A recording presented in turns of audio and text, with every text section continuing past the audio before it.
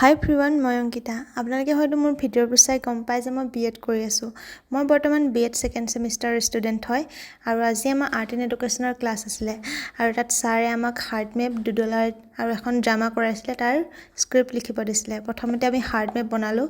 আমাৰ জীৱনৰ কিছুমান স্পেচিয়েল মুহূৰ্ত, স্পেচিয়েল মানুহক আমি নিজৰ ইচ্ছামতে সেই হাৰ্টটোৰ ভিতৰত ভৰাই ৰং বিৰং কৰি ধুনীয়াকৈ আকৰ্ষণীয়কৈ আমি বনাই দিব লাগে।